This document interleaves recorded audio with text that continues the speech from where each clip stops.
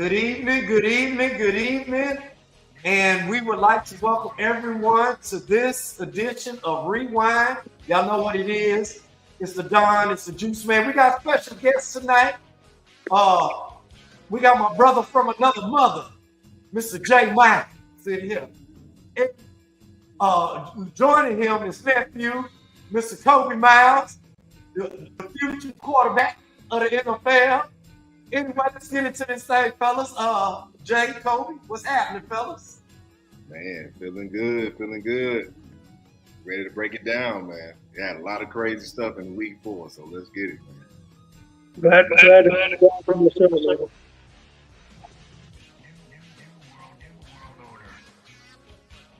Anything you want to add, Kobe? Nah, man, let's just get into it. Hey, let's get into it. Hey, let's get there. So this first game we're gonna get into these Bucks and Saints. Magnificent start by the Saints. They began the season 2 quick victories over the Titans and the Panthers on Monday Night Football. Derek Carr just playing a game manager. That's it. He's not doing nothing fantastic. Just managing the football game. Week 3 of 17-0 against the Pack. Went out in the third quarter, injured the shoulder. Jameis Winston came in, and we all know what that is. And goodness, man, looked like a deer in headlights out there. But anywho, Saints dropped their first one, and so Derek gave it a run this Sunday against the Bucks, even though they came up short. The defense was still there, and Baker Mayfield made some plays. Saints came up short in this one as they won it going away 26-9. Fellas, any takes on this? Because my thing is, I think Derek, was nursing that injury, and he just got to get better. But I think the Saints gonna be all right in this NFC South. I think in this particular game, the Saints just look kind of vulnerable to me. Like, because I know at the beginning of the season we all picked the Saints as the favorite to win the South. But I'm surprised what I'm seeing from the Bucks. I've really never been a Baker Mayfield guy. I've always thought he was kind of limited as a quarterback, but I mean he's looking pretty sharp right now. And I just think that the Saints, I mean, yeah, it's messed up that Derek Carr hurt his shoulder, correct? Was it his shoulder? Okay. So, yeah, and Kamara doesn't look the same to me. He looks like he's lost a step. And I think the defense looks they look like they're aging too. So I'm shocked by what I'm seeing so far in the Saints. Well, I'll say this. What y'all think? Baker Mayfield is Jekyll and Hyde at his best. That's just what he's always been. But the thing of it is, when he's good, he's really good. And you got to realize they do have some pieces still left over there in Tampa Bay. So, right now, they caught New Orleans like you said, at a vulnerable kind of a time because Derek is not himself. The defense, like think about who they played in these previous weeks. Carolina, right. Tennessee. They ain't really played nobody just yet. So now they start to play, and this is also another divisional game. So we already know how that is. It don't matter how bad another team is when it comes to those divisional rivalries. But every time, you already know it's going to be a battle. So these teams, they normally kind of either split or they sweep. So we already know how it go. But I really feel like the Saints they got to figure it out. They got to put it together because they're inconsistent. That's kind of always been in that DNA down there is inconsistency. So what you got, son? I mean, really, basically what you said. Tampa Bay still got things left over. Mike Evans, and they really have a great offensive line. And that makes Baker Mayfield looks like he's gonna make the Pro Bowl.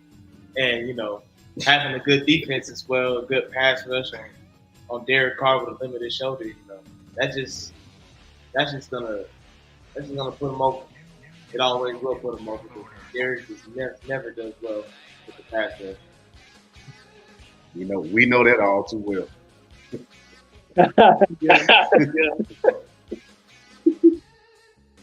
Yes, we do. Yes, we do. I mean, but Juice, as you recall, we also stated we were talking before we came off the air earlier today that if the Bucks just get some type of quarterback play, that they're going to be legitimate in this conference, and Baker has shown that. Maybe sometimes a change of scenery is good. I mean, he came in with that one game against us, the Raiders, when I say us, and pulled it out for the Rams late in the season last year. Terrible game by us.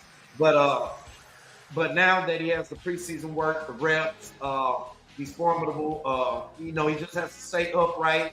Now, he can do some bonehead things. And speaking of bonehead, I'm going to let you talk about the next game. I gave this guy a chance. And how good. I know where you're going. And I don't know what happened, but I'm going to let you handle that. Man.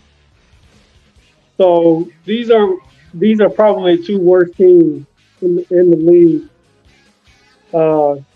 Like the Bears, they just can't win for losing, man. They're one of the worst organizations right now. I feel bad for Justin Fields, man. He's I'm trying to stick with him, man, but I don't think the organization is helping him very much, and he just has nothing to work with. Like I had high expectations for DJ Moore, and he actually showed up. But it's the defense, man. They can't stop anybody. And then as far as the Broncos are concerned, they're lucky to get this win because they're a bad football team too. And I'm just not sold on the marriage between Sean Payton and Russell Wilson. I just don't think it's going to last a long time. But they still got to win. What y'all think? Yeah, I'll tell you this: the Bears are just a dumpster fire. I mean, we already know that's just what it is over there. But the only difference, I think about it, both teams 0-3 going into the game. Somebody got to win. So you know how it works. The only difference between those two teams are what? The veteran presence, right? Because over there in Denver, they got a few guys, Russell Wilson included, that just know how to pull a win out. That was the difference. Chicago found a way to lose. They were up 28-7. All they had to do was just punt the ball, play solid D. Just fine if you didn't score anymore. But the fact that the turnovers, it just started to snowball. And if you look around, I'm like, this is not happening. This is not happening. We're watching it like this cannot be happening. And yeah, it happened. Right. It's like, come on, man. He'll tell you we're watching it. So, go ahead. Yeah. I mean, really, Justin Fields does have some things to work with, but like with the pieces that he has, but I mean, it's just the play calling. This terrible situational play calling. I mean, just playing not to lose will always make you lose. And so when they did that in this situation, I mean, Justin, he just got flustered in that situation, started making really bonehead plays, if you would. Yeah, so. That pretty much sums it up. What you got, Don? Breezy had on Justin Fields from day one. Well, he got a thing about Ohio State quarterbacks. You know what I mean? Mm-hmm. I already know that's where he's finna go. I already know. Man, y'all know. I mean, it's somewhat. I believe in history. That's like, I get it, but just hey, I was hard on him. I gave him because he did come on strong towards the end of last season, and it was looking promising. So I said I'm gonna back off. Now after these first few weeks, now I'm gonna be honest. Now he was blazing Sunday. I mean, dude put up 335 in the air, both strikes, and of course at one little interception. But the thing about it is, I want to flip it over to the Broncos. Is this defense still isn't fixed? For the Bears to do this, this defense is still what it is. I thought the Raiders had a bad defense, but not. You on the past 2 weeks, you've given up 98 points. 98. 28 points, that's still a lot of points. Now we can argue, yes, it is getting better. But 28 points, that's still a lot. That's a lot of points. Surtain been getting killed. Surtain been getting cooked. Yeah. Cooked. He's been getting cooked week in, week out. It's just he's went the other way since last season. It started off with Devontae Adams cooked week one, and all his confidence just went down. And now he can't cover nobody. Totally agree, guys. Totally agree. I mean, Tyreek doing what he wanted to do, and I mean, it's. So, do you fellas think that this is going to get better before it gets bad? I mean, worse, or how do you see the Broncos moving forward through the season? Well, here's the thing. Juice already alluded to it. It's a bad marriage. It's a bad marriage with the coaching staff and your franchise quarterback. That's just not going to work. Something is going to have to give. You're going to either have to move Russ, or you're going to have to go ahead and go another direction with Sean Payton. This one, because there was no way he was going to fix the Broncos in one season. Let's just already. It's just too much. It's a brand new system. His system, he doesn't even have the pieces there to run his offense the way he likes to run it. Let's just start there. And the problem is that too. I mean, the receivers, they're total bust. Man. Jerry Jeudy he's a fraud. I mean, Jerry Jeudy is a fraud, man. He's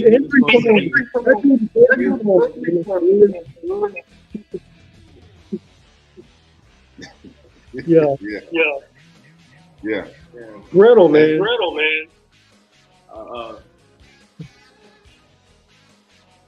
Man, I think it's gonna get worse. To be honest, I think it's gonna get really, really, really worse. So, I mean, do y'all say Jeudy is a bust because of the injuries, or I mean, prior to Russ, I mean, he didn't really have any quarterback play like that, or it's just it is what it is. I'm not gonna call him a bust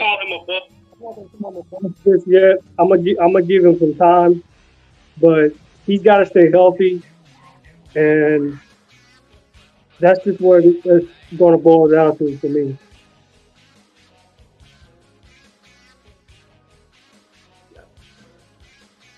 I ain't really seen that. I just ain't really seen that.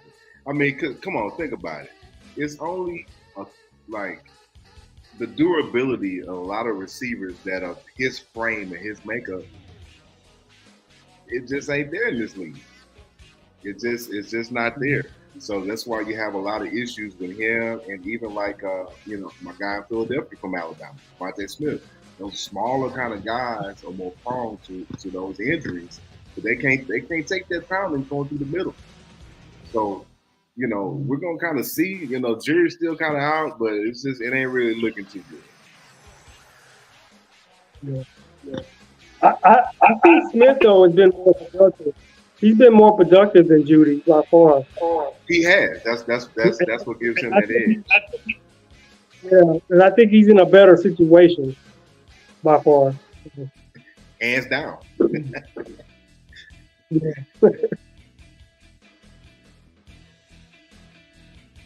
All right, fellas. All right. Kobe and P, I'm gonna let y'all lead into this one. I did not expect this. Now, I will say this: I'm on record for saying the Colts will win the AFC South. I am on record for saying it. I got receipts, and they sitting there 2-2. This division is up for grabs. But I did say the Colts will pull it out. But the other team, the Rams, I did not see this. Lord Jesus, I did not see this. I was thinking every bit of a grease fire. But Kobe and P, I'm gonna let y'all handle this real quick. Get on it. So this one right here. Now, he didn't necessarily see this the way I saw it at first, because I picked the Rams, and I picked the Rams due to the rookie quarterback situation in Indy, and due to Aaron Donald still being on the other side. I know the rest of that defense has taken some lumps, taken some hits, but this dude was super disruptive, as y'all saw on Sunday. 99 is still getting it done. So, and then offensively, you still got Matt Stafford. It's still him. Like, he's still that guy that can put together some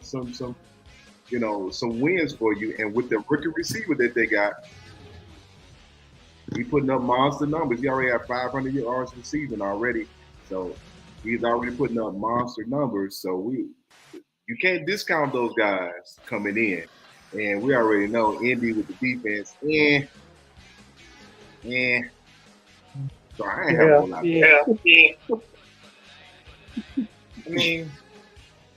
I mean, we didn't totally see eye to eye. I thought that, Anthony Richardson being back after, missing the game, concussion protocol.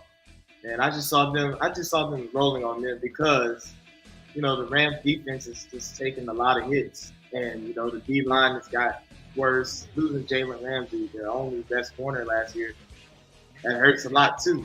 But, the secondary stepped up a little bit. Now, the thing that I can say with the Colts is the receiving threats are not there.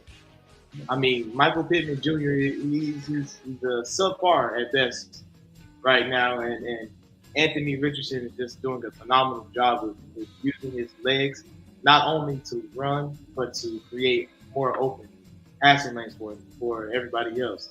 And he did a great job of that later on inside the game, getting back into rhythm, getting comfortable. And also, just learning the system because, rookie season, it's quite different down there in Indianapolis. So, he's just trying to get it. They need to run the ball. Not having Jonathan Taylor is a big problem. It's a big problem for them. They got guys on that line that they do well on the run blocking. Like, that's what they love to do in Indy. They love running the ball. Them not being able to run the ball hurts them a lot. Yeah. There you go. Totally agree. I can only imagine if they had Jonathan Taylor back there with a young, Anthony Richardson, because I see a lot of potential in him. And as far as the Rams, I totally underestimated them from the beginning. I just thought, Stafford was over the hill, and Aaron Donald still dominant. But I just didn't think the Rams had enough around him, but they're showing otherwise. So definitely a surprise. What you got on it, Greasy? Oh, we can't hear you. Muted. We are experiencing technical difficulties at the time. But anyway,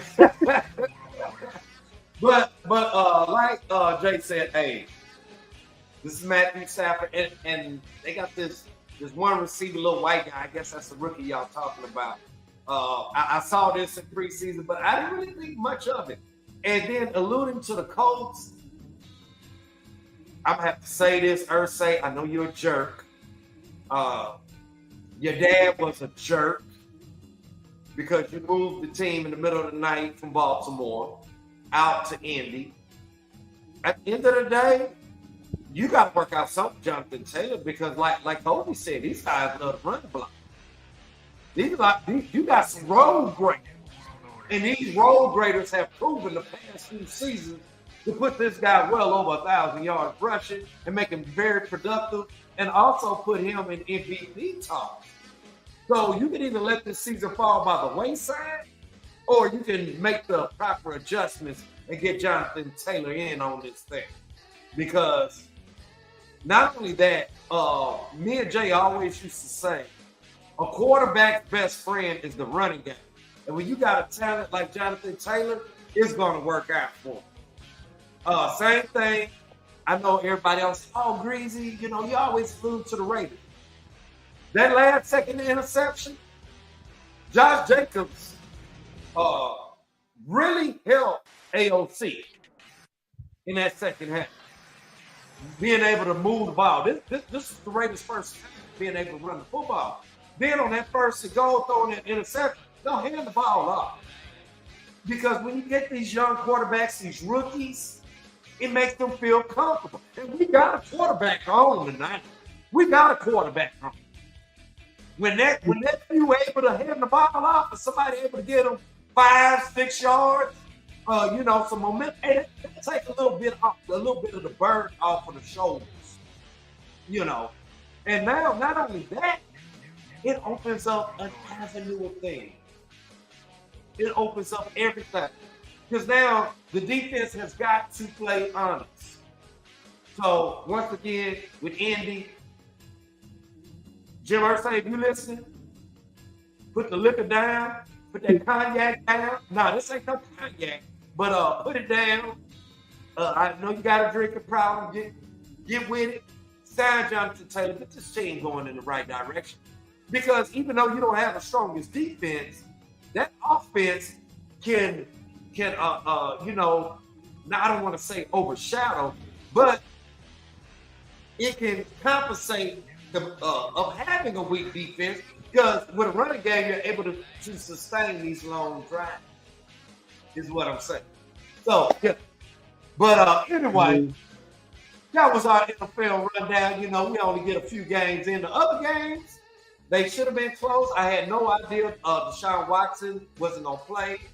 I think that would have made a difference in that game. That was a complete blowout. Miami, I guess they had the buses running in the back. Had Buffalo put up support. If you're going to beat this Miami team, you're going to have to be able to put up support. And that was shown. But other than that, fellas, we're going to dip into some college football. We got a young freshman high school phenom in Kobe on. And, with that being said, Kobe, let me know, where would you like? There was this comment from the Oregon Ducks coach about no kid dreams about playing college football at Colorado.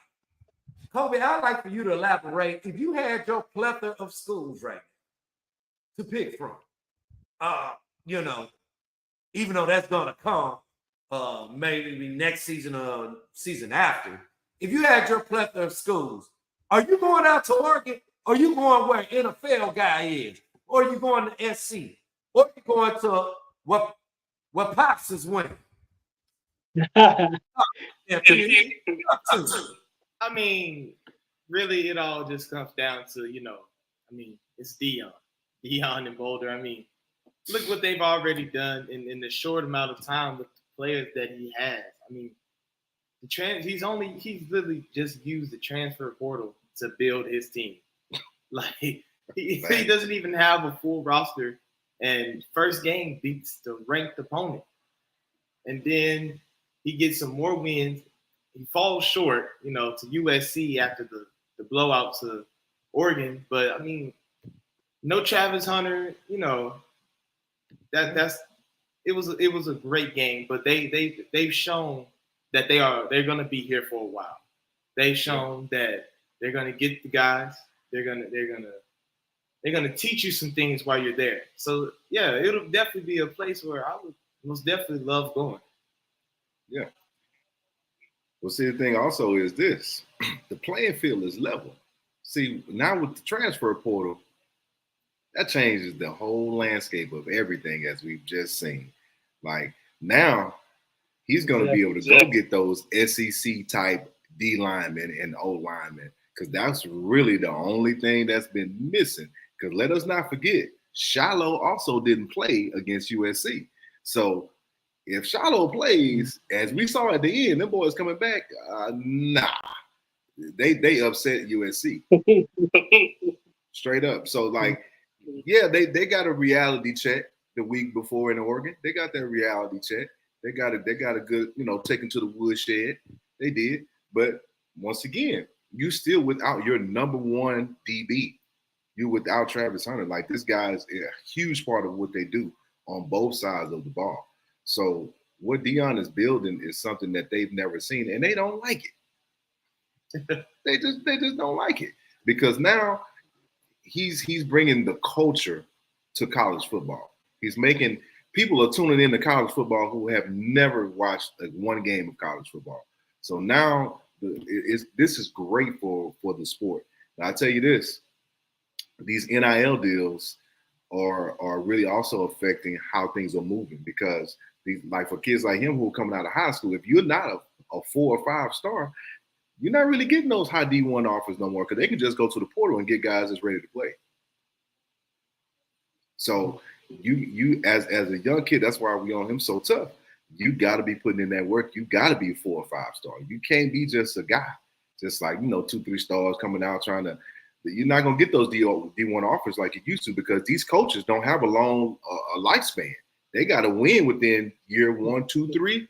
They got to win or they out. So that's why Deion has a lot of pressure to turn this thing around.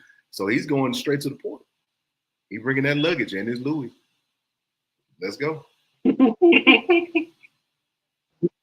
Yeah, man, you're totally right, man. I'll say this, man. They're gonna run the Big 12. When they move to the Big 12, Texas will be gone, OU will be gone. They're gonna run the Big 12, man, because they, like you said, they already exceeded expectations. Like nobody saw them winning, the first 3 games. Coming from a 1-11 record from a year ago, and so he's got them going in the right direction. Nobody should be surprised by the Oregon loss, and Oregon was by far the better team. And if we're honest, we saw that coming, because of what Colorado looks like up front. They just didn't have the horses. But best believe he's gonna have those guys up front in the next few years. And so I just see Colorado taking off from this point forward. And you know what, fellas, Juice Man, Jay, Kobe, I totally agree with y'all, man. As far as even what Deion said, you better get me now.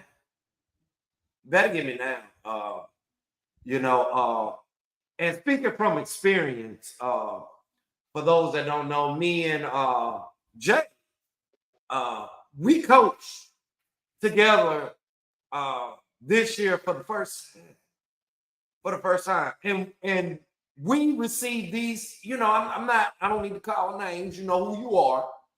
This is my show, so I'm gonna say what I'm gonna say. You know who you are, and you have a lot. And you have a lot to say about me and Jay coach. But at the end of the day, I'm just like Deion. I'm not going to sit back and wait for something to fall in my lap. I'm going to go get it. Now, I don't have a prestigious Deion, but the first man I called was this man. And we on a, we talking to the team, this and that. Oh, well, we got a quarterback. I said, no. You can tell him to say where he's going to stay. We got a guy who ended up being MVP. MVP tournament. Furthermore, I said, P, I know everybody like, oh, it's P and who is J? we come.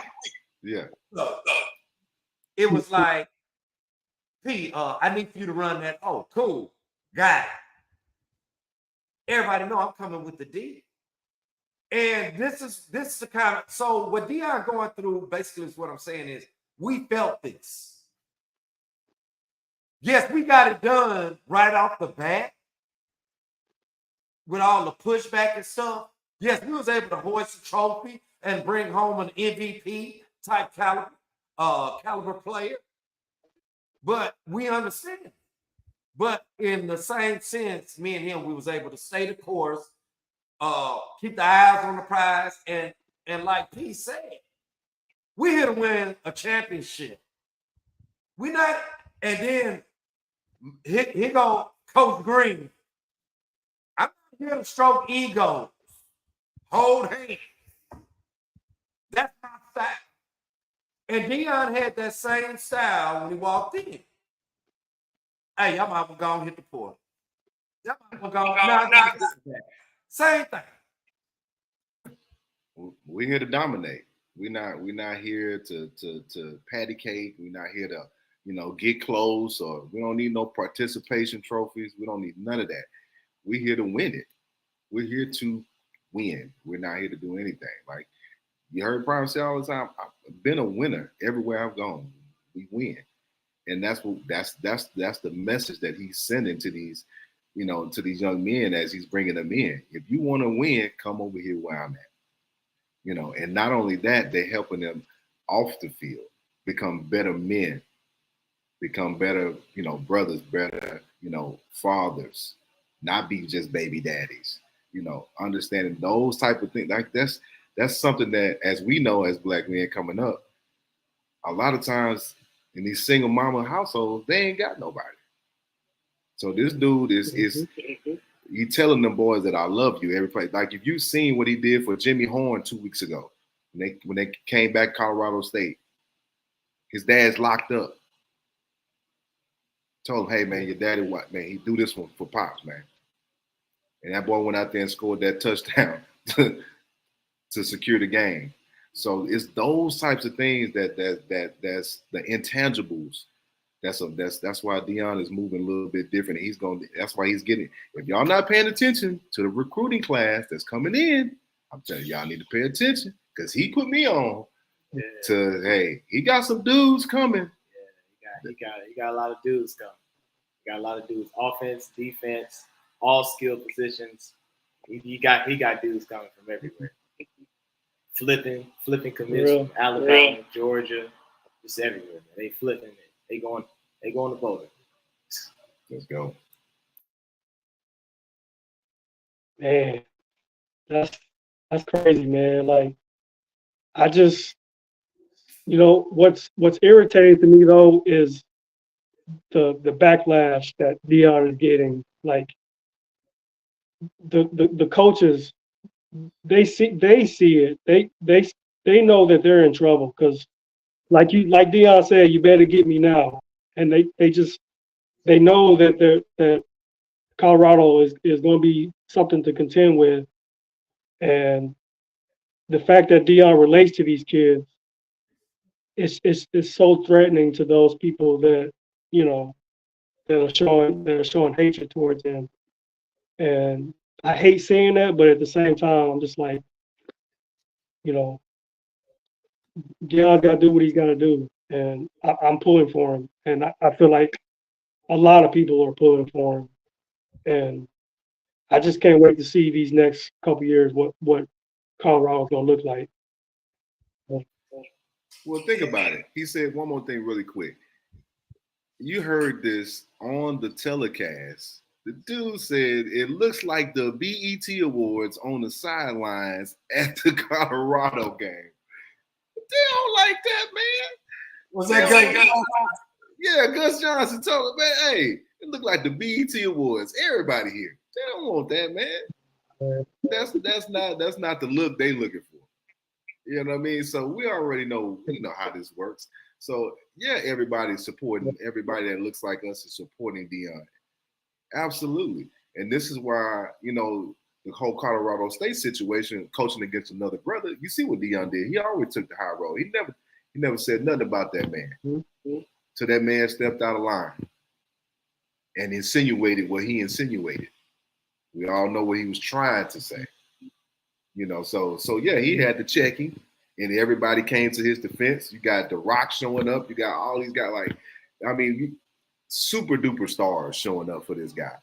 They can't no coach in America get those people to show up for them.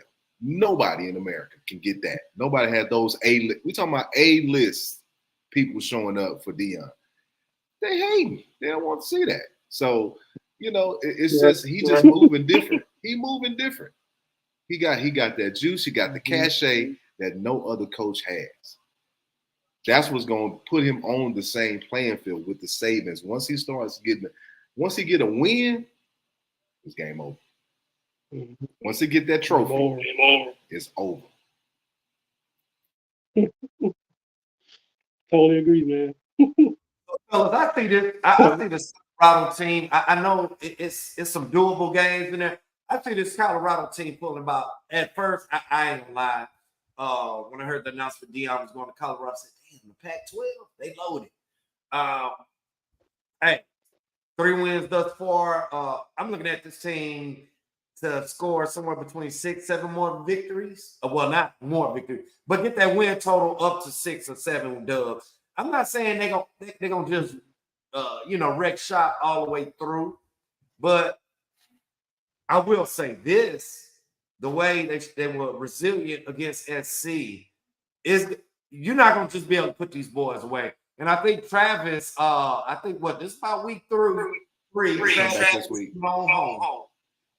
Yeah, he come back this week. And then Shiloh and then now when Shiloh and Travis was in there, they just got back this big 6'4", 6'5" receiver. I can't think of his name. Dude, huge. And then this little rookie, not rookie, but freshman that came through against SC. Prime said he needs somebody to play. This little kid stepped up. And I think, hey, kid got potential.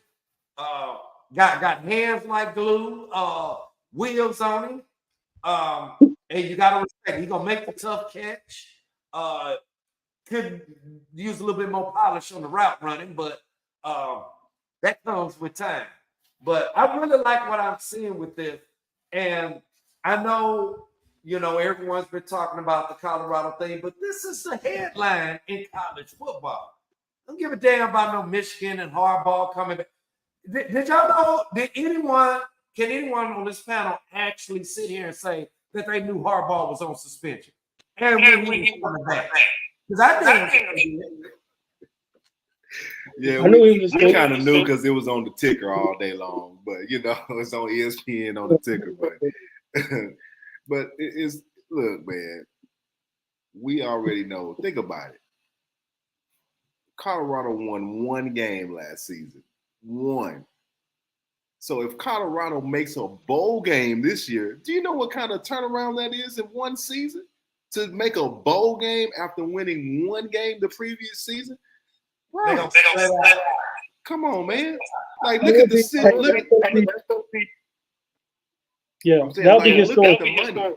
Look at the season tickets sold out. Every game is capacity sold out. Season tickets out of there, been sold out for weeks and months. Like, this has never happened. So the revenue that the school is making, so this is bigger than just college. This is a headline of sports, period. Like this, that's how big this has been. So yeah, that's why the haters don't like it. They don't like it. Like you said, they wouldn't talk about Harbaugh down there in Michigan. Ain't nobody give a darn. No. Nah. Like what boy Pryor said, cut the bull junk and pass the wings, man. Like they ain't tripping on that.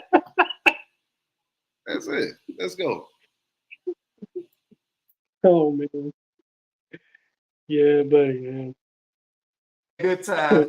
I may have to jump back on the field, man. Feedback Kobe and P, man.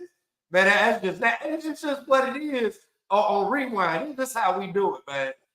We ain't gonna make it sweet for you. We're gonna give it to you raw.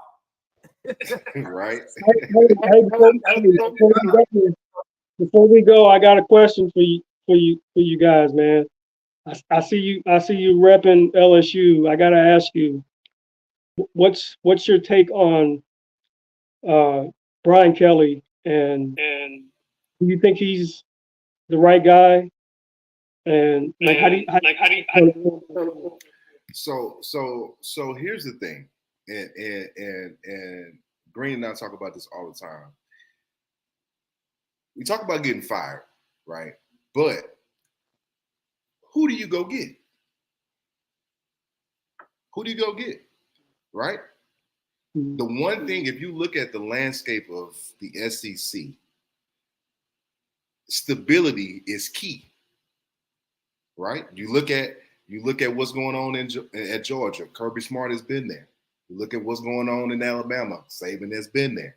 Now you see what's going on at Ole Miss. Lane Kiffin has been there for a few years now.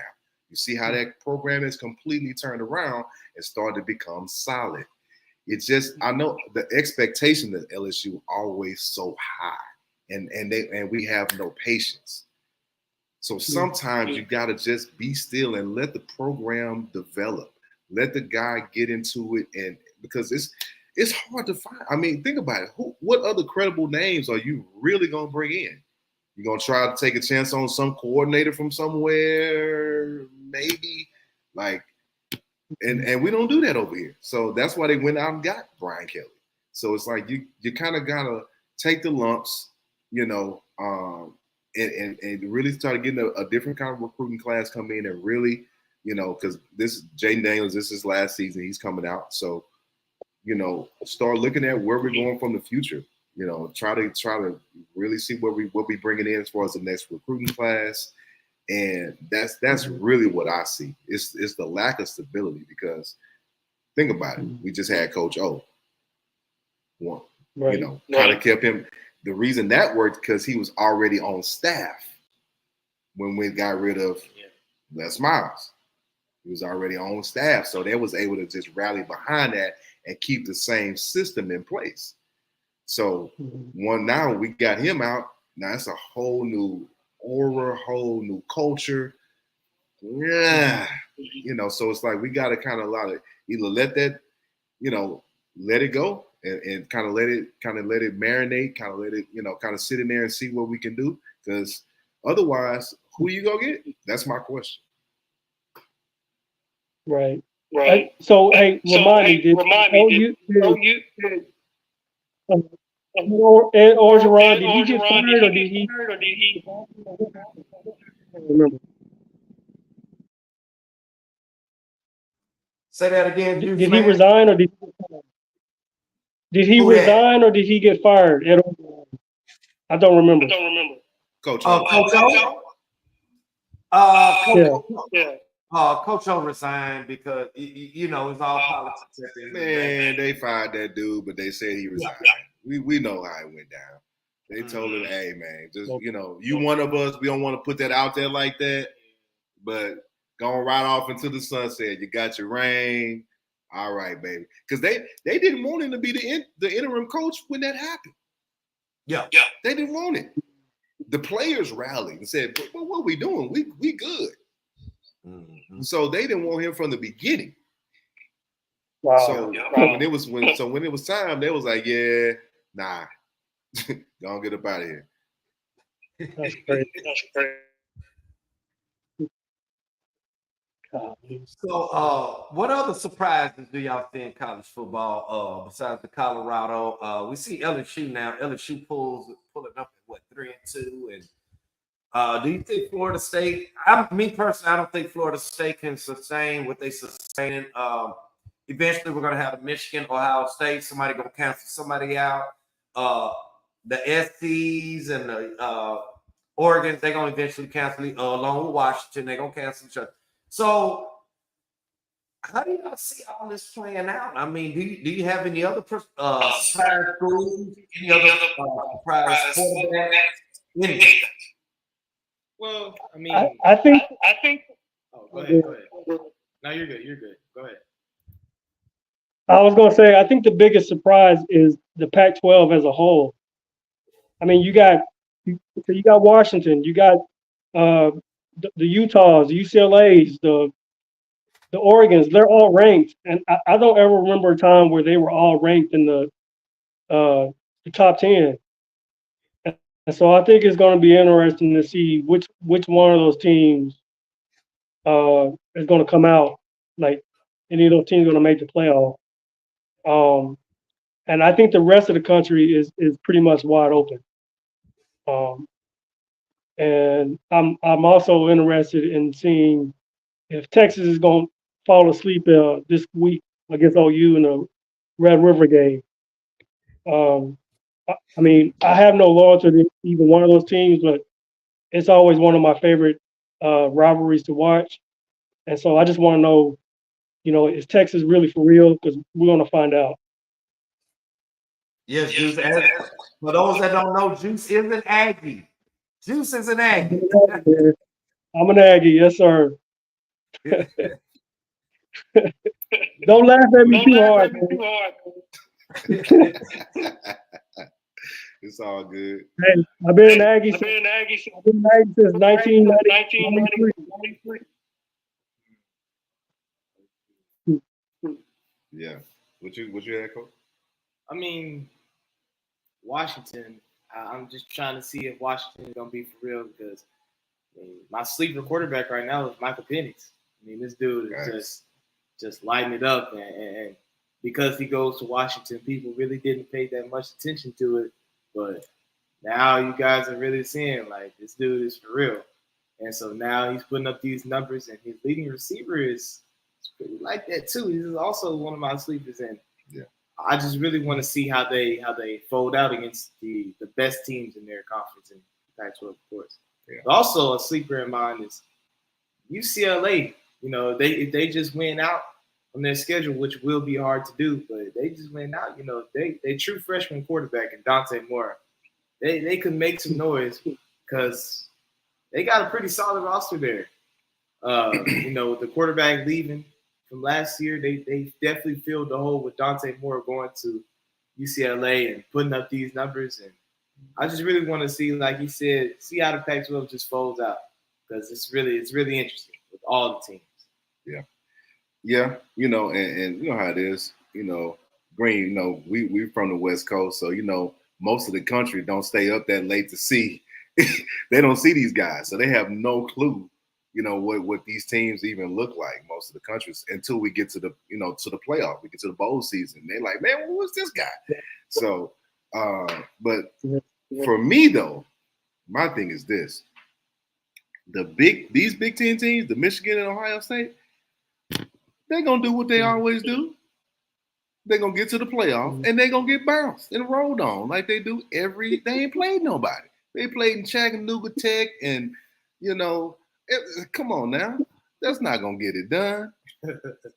That's not going to get it done. Stop scheduling them games, man. Play some ball. You know what I mean? Like, that's why you end up taking a one-loss SEC team that ends one or even two-loss SEC team will make the playoff, then they be mad in their feelings. But y'all can't hang.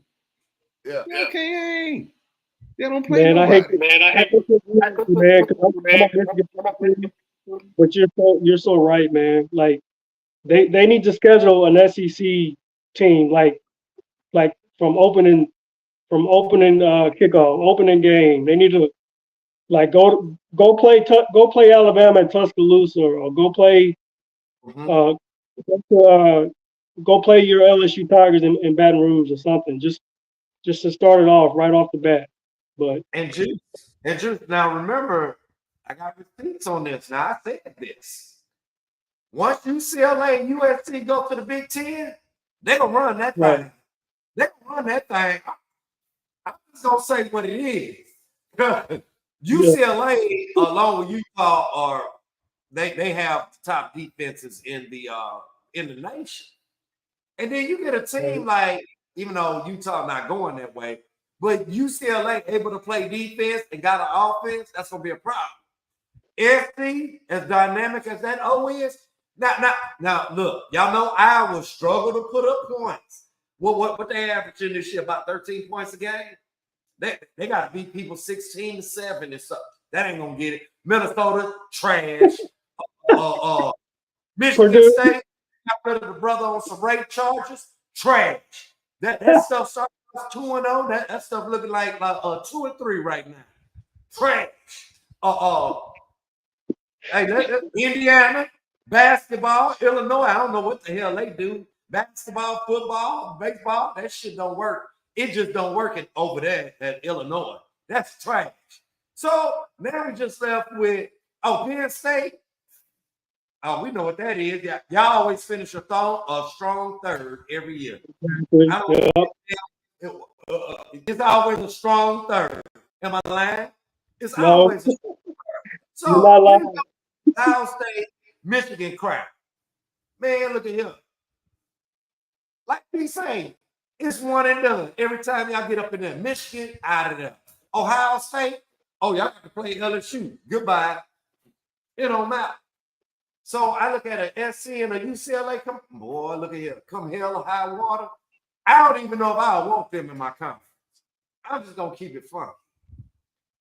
Hey, real quick. So, considering how the Bamas and LSU's have looked this year, even Georgia, do you still think it's the case with Michigan's and Ohio State's? Do you still think that the SEC will come out on top, considering how they've looked this year? Absolutely, yes. Yeah. I'll tell you why.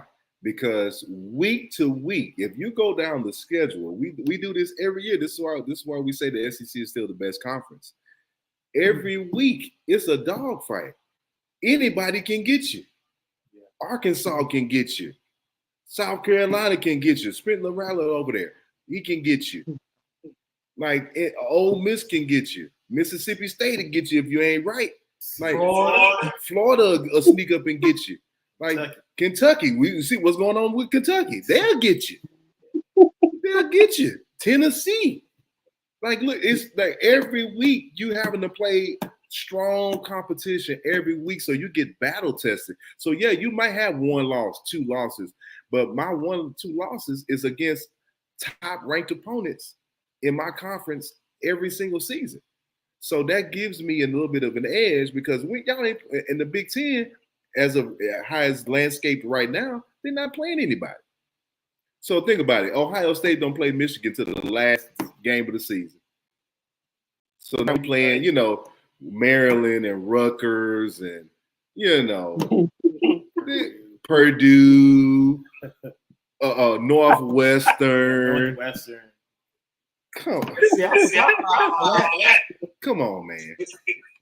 Like, that's my point. So they're not battle tested enough to overcome some adversity because that's how they think about it. They get punched in the mouth every playoff, and then they fold up. Now Dre is the regular on the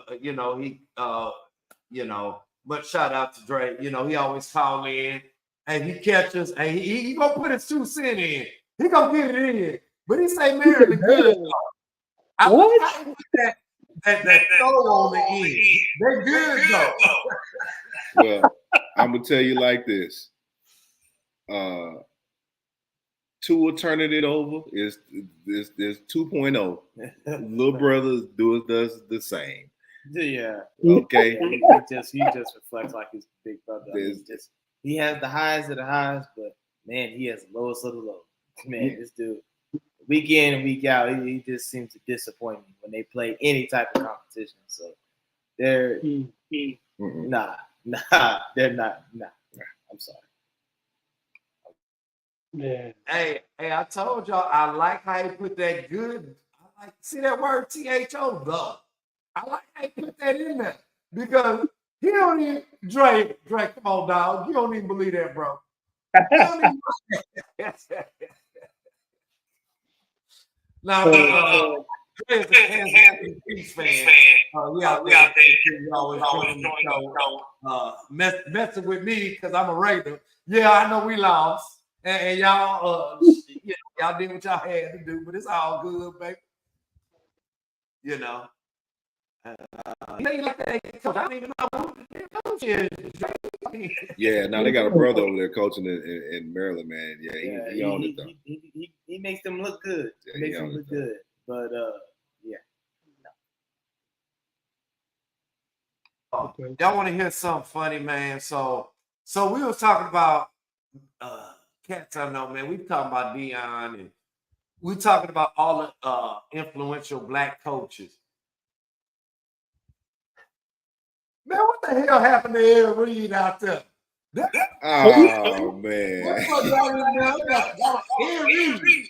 Oh, Yeah, man. That's talking about facilities. What's going on?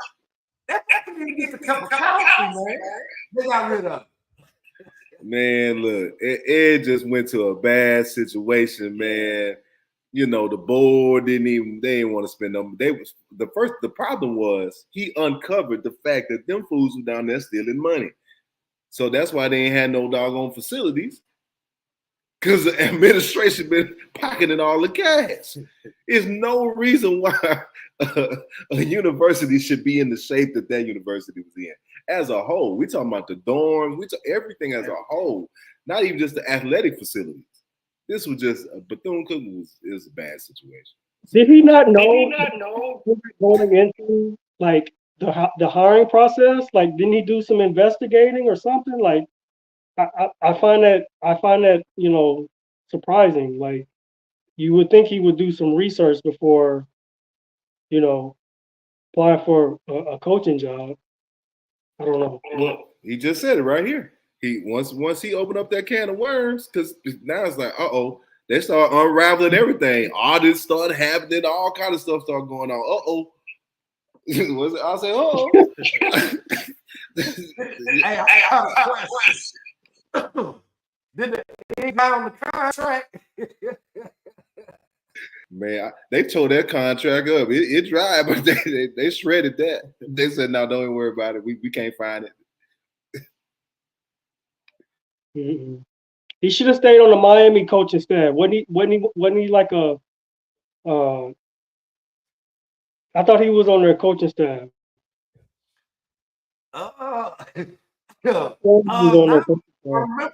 Remember, Juice Man, he was trying to do what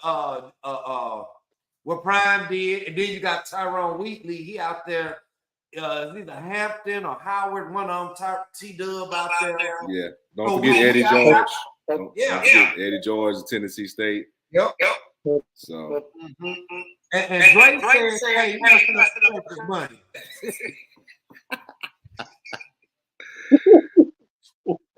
Hey, Drake. Hey, man, we got to get you on. We got man. You got to come on one time because the jokes just be hitting hard, man.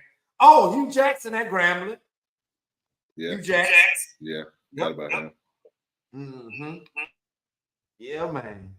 Hey, it's been a wild college football season, and at this time, and we're gonna take it back how we used to do it when we first got started way back in 2021, because it's our third season. We're gonna let our guests. So, Kobe, man, don't get nephew. Come on, nephew. Tell me about the game. I mean, as a quarterback, what's going through your mind once the ball is snapped and things of that nature? What are you seeing out there? Pete, let let the people what's going on as far as events you got coming up, what things you're doing.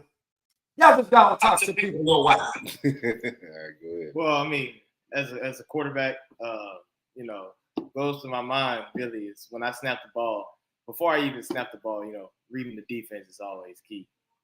Always knowing what they're in before you even say your cadence is definitely what you need to do. Pre-snap everything, like knowing like what your receiver depth is going to be, knowing what the corner is going to be on your routes, knowing what the safety is going to do is probably the most important. because also knowing the outside linebackers, knowing what they're going to do if they're blitzing, if they're too close to the line, if they're too far from the line, how many do they have in the box? I mean, it's a lot of things that goes through my mind pre-snap before I even snap the ball. Now, post-snap, after I snap the ball, then there's the movement part. That's when everything starts moving. And so when everything starts moving, you have time, no time to think, okay? You have probably about 1 second to make your read, and you have to go ahead and make sure that you know it and trust your read, and you throw it. So when I do that, just making sure that watching film before is also the key ingredients to success. Because like I said, knowing pre-snap what they're going to do and what you're going to do, and you're cooking. You're going down the field with ease just because if they got 5 in the box. I mean, shoot, I'm going to run the ball. I'm going to hand this off. I'm in an RPO offense, RPO heavy offense. So if they got 5 in the box, I'm about to just go ahead and hand the ball off, or I'm just going to run it myself. Yeah. If they're stacking the box, then I know that I'm going to have one-on-one somewhere, or that means the outside linebackers are very close to the line of scrimmage, and I have an easy throw. So, I mean, it's a lot of things that tie into it. Just extending the play with your legs. We talk about Patrick Mahomes doing it a lot. How, they say it's scramble mode, but not really. I mean, scrambling outside the pocket and making time for your receivers to get open and find those second and third windows and staying patient is very important. It's a part of your footwork. It's actually just like your 3-step drop. I mean, 3-step drop, you get outside, you have to get depth outside. You have to make sure that, you're giving your receivers enough time to find the second and third window, even fourth window to get open. Because, I mean, if they're playing zone, they can't cover forever. So there you go. Yeah, that's just really what goes through my mind, and that's just really what I try to master at this point in my early career. That's what's up. Is there your game? Is there a QB that you play in your game? I love. I mean, I'm a Raiders fan, but man, Mahomes is just different. Seeing how Mahomes, really what he does to make certain types of throws, because when although he messed up, I would say Sunday night with his sidearm throws to try to get touch passes over the linebackers, but just enough to get it over the linebackers, be a nice touch pass. Usually he works on these game situation crazy throws that you guys see, but he practiced those all the time. And so I try to practice that as much as I can, because you're gonna need it. I mean, you're getting chased, and you're just gonna have to angle your arm some way to make sure that the ball gets out at a certain velocity. And it's very important that you do so. Yeah. That's great. Yeah, absolutely. Ain't nothing wrong with that, man. Yeah. We respect it. We respect it. Yeah. Can't even hate at this point. Just gotta learn. I mean, because he's inspiring everybody else. Because that's where just the league is going. We're not necessarily going away from the run, but we're going more into the RPO scheme. Everybody has RPO schemes, and so his pre-snap is just different. I mean, he knows exactly what you're gonna do, and he knows exactly what to check to in that situation. So I mean, he comes out. He's like Peyton Manning, but with the shorter neck, I would say. Yeah. He's different, man. Oh, man.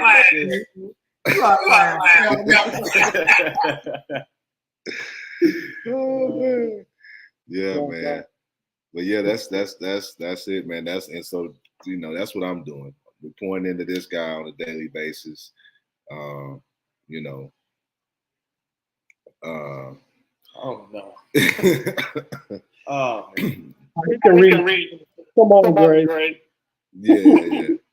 He's definitely reading the defense. He's definitely calling out the defense that you're in. Yeah. Like he does that like mid-play. Yeah. In the QB documentary that they had on Netflix, they had him breaking down the defense that they were in pre-snap and how he just totally destroyed it. Like just obliterated it. Throughout the whole season. I mean, this dude was on a hurt ankle, and he was just looking like a Hall of Famer. I mean, he can definitely read the defense, most definitely. Yeah, man. And see, and that's what we do, man. I just pour into this guy on a daily basis. We watch a lot of film, man, and so that's why we prepare for shows like this. We watch a lot of film. And we do a lot of, simulating things like, Green, remember the Madden days, that's where we got him started at, you know what I mean? And that started just to get the IQ going, the understanding the flow of the game. Like a lot of people just play games, but we're intentional when you play them.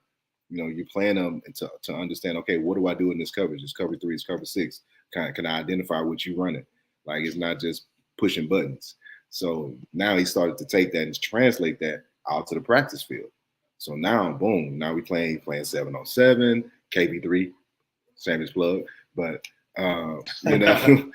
And so we're doing a lot of things. So I'm doing a lot of kind of like coaching, kind of pushing through, supporting all the way through. So make sure that we, have the best opportunities for him going forward because this is it. I've been waiting for this point for a long time, and we got to high school now, so we're really pushing in, and we're locked and loaded. So hopefully we get that offer to this right here, and we'll be going down I-10, baby. Yeah.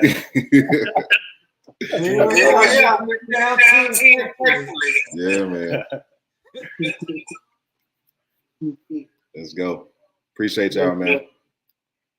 Yeah, man. Hey, you guys join us on the show, man. And I wish you all the luck, Kobe, on your journey. And just you got a great head on your shoulders, man. Just keep up the good work, and just keep doing what you're doing, man. You're gonna get to where you need to go. Yeah, Kobe. Yeah, I know. I still owe you the Jordans for the Texas record, but yeah. That was like 2 years ago. Yeah. Oh, he said great. Hey, so let me tell you something. My nephew is in Kansas right now, like Jacoby Davis from North Shore. He's number 47 out there in Kansas right now. So yeah, we already know on the Ray Hard. We were just talking about that, So we'll see. Hey man, I'm up here in Kansas City, man, and I was just in Lawrence a few months ago, and they're definitely a respectable program now. They're not a pushover anymore. I mean, I know they got blasted by Texas, but that was supposed to happen. But they're up and coming, man. So. Definitely, most definitely. Yeah, Cole, man. Unc always rock with you, man. I rock. Hey, boy, I turned. Hey, look at here, boy. You had Unc sweat bullets the night before the tournament, like everybody got to do something. But I know because this has been going on like Pete said for a long time. Hey, you just destined for greatness. Just grabbing stuff out of my head and especially your dad's head. You are destined, dude. And I meet high school guys all the time playing quarterback and see they don't get it. They don't get it, bro.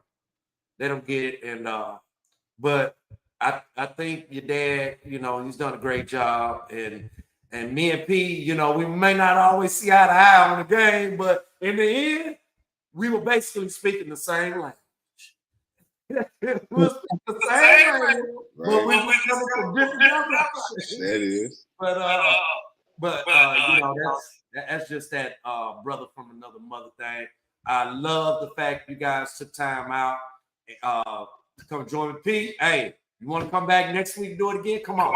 Hey, we Come here, on, baby. We here, baby. Kobe, you know, I'm the loudest guy on the sideline. Like, what the hell going on out here? That's me, man. Hey, I know your coach said, hey, man, you got to get your family, bro. But, yeah, man, I really enjoyed you guys coming on with me and the Juice, man. This is what we do every Tuesday night. We talk ball on here. We keep it funky. We keep it straight. We not here to bandwagon with nobody. This show is a platform for you to get your opinion on. Not ESPN, I want my check. Not Fox, I want my check. This is for you to put your spin on. That's why I asked Kobe, what's going through your mind as a quarterback? He gave me the pre-snap, the during snap, the reads, what he's looking for, all this. Same thing with Pete. Y'all not gonna hear this nowhere else. This is the only place you're gonna hear this at, where we allow people to come on here and give their honest to God opinion, make their picks, do what they got to do. You know, and Kobe, I will say this is not gonna be your last interview going forward. This is not gonna be your last interview. You got many more in the future to run through, and they're gonna be tougher than mine, but you know, because they're gonna try to pick your brain. But ladies and gentlemen, this is Rewind. And once again, tonight's special guest, we had Kobe. I had no idea he was gonna pop up like a rose. We got my brother from another mother, my fraternity brother, Jay Miles on here. My boy from high school, Juice Man. What's up, baby? And I know what it is to Don. And we're gonna sign out, everybody. Have a good night. Be safe. Easy.